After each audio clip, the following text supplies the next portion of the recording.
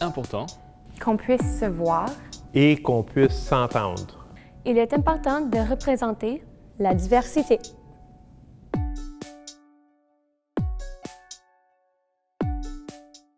Absolument, oui. J'ai pris mes études postsecondaires en français, puis j'ai aussi travaillé pour un petit peu dans la communauté franco-manitobaine. Je suis tellement chanceux de venir d'un petit village qui est encore pas mal encore le français.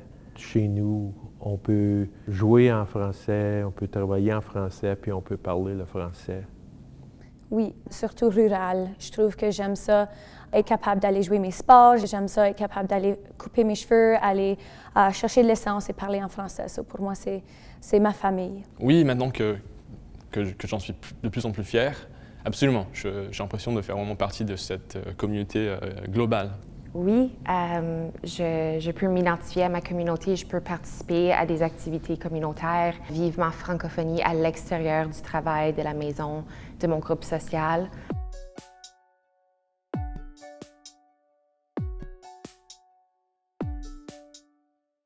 J'aime aller à la Lime quand ça se passe, avoir de l'improvisation. J'aime des spectacles d'humour quand ça arrive. Des fois aussi, il y a des concerts, il y a des vedettes francophones d'ailleurs, ou même des artistes franco-manitobains qui font des spectacles. Ça, c'est toujours le fun.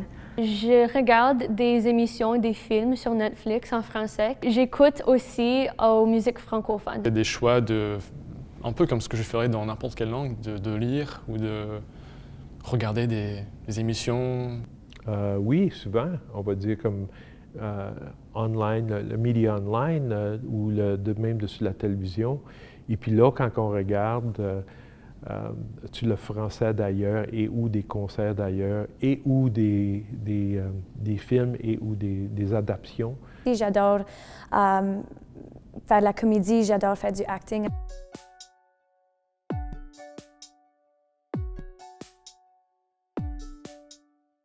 Oui, moi j'aime beaucoup participer aux événements communautaires francophones qui se passent ici à Saint-Boniface, au Manitoba, dans les villages. N'importe quelle occasion pour vraiment voir les gens de la communauté et puis socialiser ensemble. Ah, nous autres, on est chanceux chez nous à Saint-Pierre parce qu'on vit puis on joue en français all the time, que ce soit avec nos métis, que ce soit avec nos Français, que ce soit avec les nouveaux arrivés aussi, les nouveaux immigrants qui arrivent et puis tout ça. Mais là, on peut le faire dans notre façon, comme on le fait de chez nous. L'idée d'être capable de parler aux aînés au manoir, pour moi, ça, c'est un cadeau aussi. Je le sais qu'ils adorent jaser et j'ai la chance de connaître leurs histoires. So, pour moi, ça a beaucoup une valeur.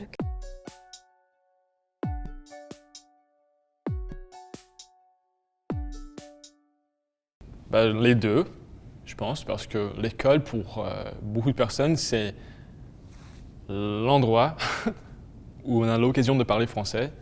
En même temps, cela étant dit, même s'il y a beaucoup de bienfaits, c'est sûr, c'est pas bien dans le sens que ces élèves, ces personnes, la seule occasion, c'est forcément dans une situation de jugement.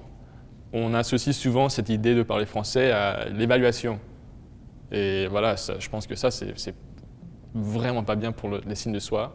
Ça peut aider aux élèves si tu as un enseignant ou comme l'école, l'atmosphère de l'école, c'est comme vraiment propice à l'apprentissage. Ça peut aussi nuire parce que je ne sais pas si ça vient d'un enseignant ou c'était comme une croyance générale des élèves d'immersion, mais il y avait comme cette chose où on croyait que les élèves francophones avaient un français meilleur que nous, alors pourquoi tenter nos chances? Pourquoi continuer? Pourquoi essayer de s'améliorer? L'école a le potentiel d'aider avec la sécurité linguistique, tout comme elle a le potentiel de nuire à la sécurité linguistique.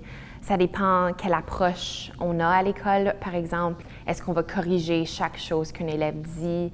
Est-ce qu'on va plutôt valoriser le fait que l'élève choisit de s'exprimer en français? Si on crée ce climat-là vraiment d'ouverture d'esprit puis d'acceptation dans les écoles pour tous les accents, tous les tournures de phrases, tous les anglicismes, je pense que là, ça aurait vraiment le potentiel d'être vraiment positif puis de renforcer la sécurité linguistique. Quand je regarde à mes élèves, je pense que c'est vraiment une honte de parler en anglais, en français, je veux dire, juste parce que c'est pas normal pour eux. Et il y a cette tendance que, il y a des personnes qui parlent mieux que moi, alors pourquoi est-ce que je veux parler plus lentement? Pourquoi est-ce que je veux pas connaître mes mots? Je veux pas demander qu'est-ce que ça veut dire en français. Et c'est juste vraiment, c'est simple, mais c'est de rendre l'idée de parler en français cool. Je trouve que l'école, et spécifiquement à cette heure avec la DSFM, ça l'aide avec nous donner la confiance ou les jeunes à cette heure de les donner une confiance de parler en français.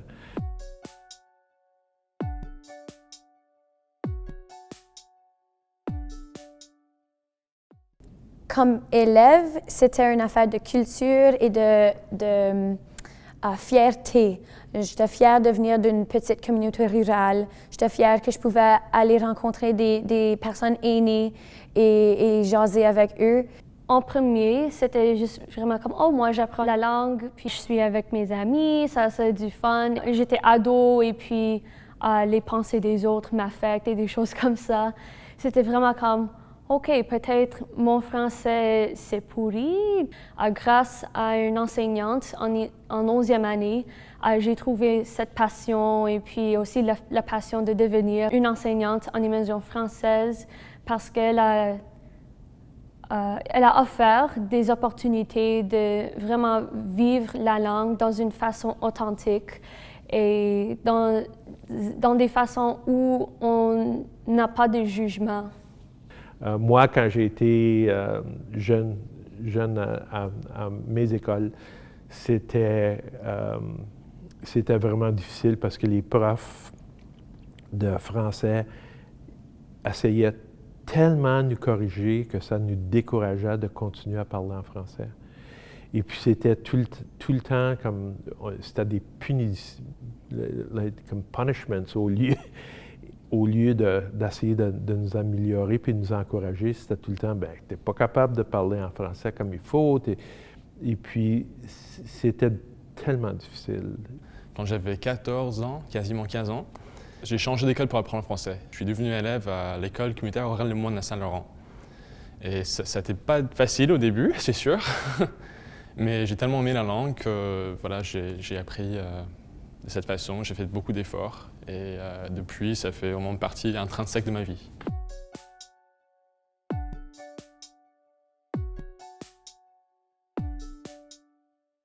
Le plus de représentation qu'on voit, le plus que ça aide avec la sécurité linguistique. Si on ne se voit pas assez souvent dans les médias, c'est sûr que ça va jouer un rôle dans notre sécurité linguistique parce qu'on ne va pas se sentir représenté dans la francophonie comme telle.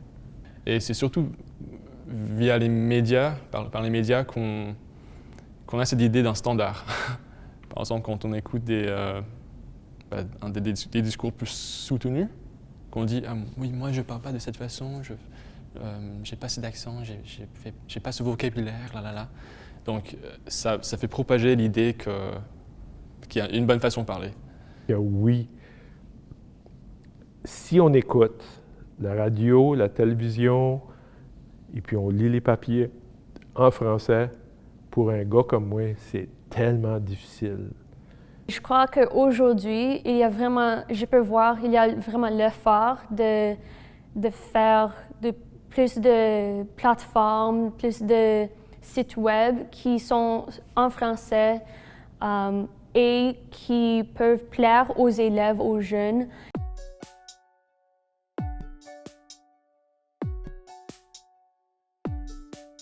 Même ici au Manitoba, on a des personnes qui parlent tellement vite et ils ont un accent québécois. Alors, c'est une affaire de trouver des personnes qui parlent comme nous et qui parlent lentement ou des personnes qui ont un accent immersion et tu peux voir qu'ils ont peut-être appris le français plus tard dans la vie. Les médias ont vraiment besoin de de démontrer cela un peu plus, surtout ici au Manitoba. Ici au Canada, c'est surtout comme on entend beaucoup l'accent comme québécois, montréalais. Si on parle de comme local, bien sûr, franco-manitobain, mais si on parle comme du Canada, juste en général, les porte-paroles françaises ou francophones ils viennent surtout de Québec. Et puis, sur l'estrade comme mondiale, c'est surtout comme la France. Je pense qu'il y a un effort dans les médias de plus en plus de démontrer une variété d'accents, par exemple, ou de gens qui viennent d'ailleurs, les francophonies de partout dans le monde. Mais je pense aussi qu'il y a quand même un grand manque de la représentation des francophones minoritaires, des francophones qui viennent d'ailleurs, des francophiles, etc.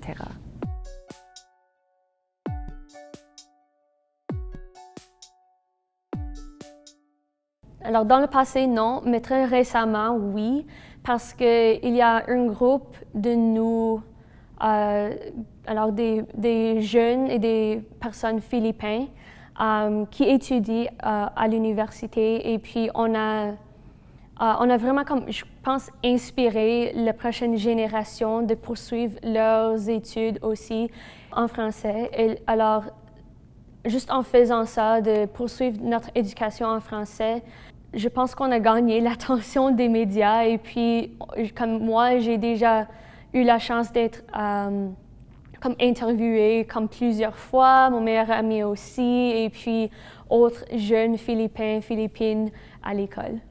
J'ai l'impression de me sentir représentée dans les médias à chaque fois que je vois un autre franco-manitobain, parce que c'est à ça que moi je m'identifie.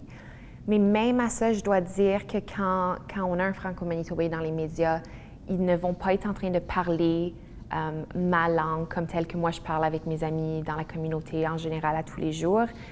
Si je vois quelqu'un qui me représente à la télé, ils vont quand même être en train d'utiliser un français standard et non le français plus décontracté que je trouve qui est beaucoup plus représentatif de la population d'ici. Pas souvent.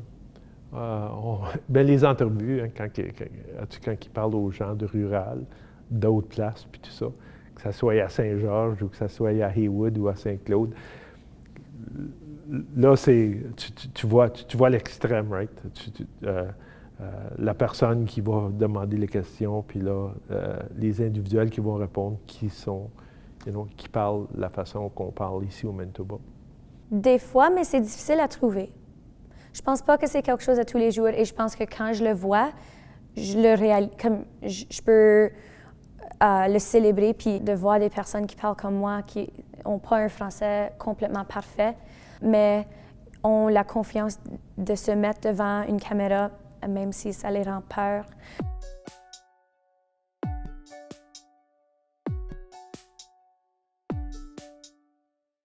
Il faut utiliser peut-être un français un peu plus spécifique, un peu plus spécialisé pour l'éducation. Les élèves, ils ont besoin d'un modèle.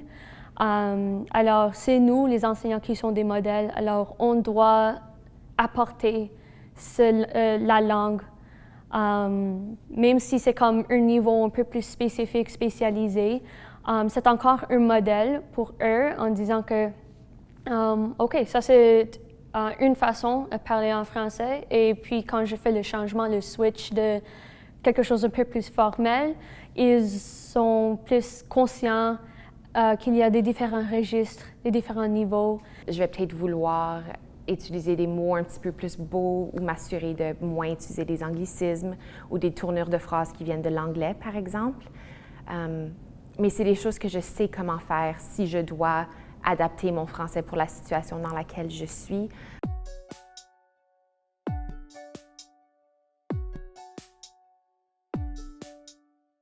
Je fais ça au travail souvent avec mes collègues de façon très détendue. Mais c'est vrai qu'avec le public, avec des gens qu'on connaît moins, c'est sûr qu'on porte plus attention à la façon dont on formule les phrases et dont on articule, etc. Par exemple, si je parle avec des franco-manitobains, je parlerai d'une certaine façon, ou si je parle avec des Français ou des Européens, je changerais de mot, par exemple, quand on dit dîner. En ce moment, je dirais dîner, ça se passe le dîner a lieu à midi, mais si j'étais avec quelqu'un, genre un Européen ou quelqu'un d'autre, je dirais que le dîner, c'est le soir. Donc, je pense que je fais moins attention à ce genre de changement pour un peu répondre à pour me faire comprendre, tout simplement. Donc, je pense que j'essaie de garder un français un petit peu plus propre ou standard comme tel. Mais si je suis avec mes amis, si je suis dans la communauté, évidemment, je vais utiliser un français un petit peu plus décontracté ou relax. Je vais me permettre mes expressions habituelles, mes anglicismes, etc. Comme moi et mon meilleur ami, on aime vraiment la communauté francophone et puis on a grandi ensemble avec cette passion et amour pour la langue française. Alors, moi et lui, on parle souvent franglais. Ma famille est anglophone, ils parlent en tagalog, alors c'est ma première langue. Et alors, je ne parle pas en français avec eux. Parfois, mes frères, parce que nous trois, j'ai 2 frères, nous trois, nous avons fait l'immersion française aussi. Alors, parfois, on a comme cette langue secrète, si jamais. Mais à l'école, c'est vraiment professionnel, je dirais, un registre de langue un peu plus élevé. Ma façon de parler change all the time. Puis ça dépend toujours, même comme des entrevues comme qu'on fait aujourd'hui. Tu dis, OK, bien là, je vais essayer de parler un petit peu mieux le français, puis quel mot je devrais m'en servir, tandis que quand que je m'amuse avec mes chums, bien, c'est take it as it comes. Et puis quand que je suis dans d'autres situations, c'est dépendant comment équipé qu'on est, bien là, on va juste continuer pour faire la job right. Si je vais jouer au hockey ou si je vais jouer à balle, puis j'ai des amis de Saint-Pierre ou même des amis comme de la campagne, c'est certain que, tu sais, je vais parler un peu que si tu veux, moigny, des choses comme ça que vraiment, si quelqu'un qui ne vient pas d'où je viens, ne vont pas vraiment comprendre. C'est vraiment un bénéfice pour moi, je trouve ça un cadeau, que j'ai la confiance d'avoir tous ces niveaux de français et d'avoir des contextes dans ma vie, d'être capable de les utiliser.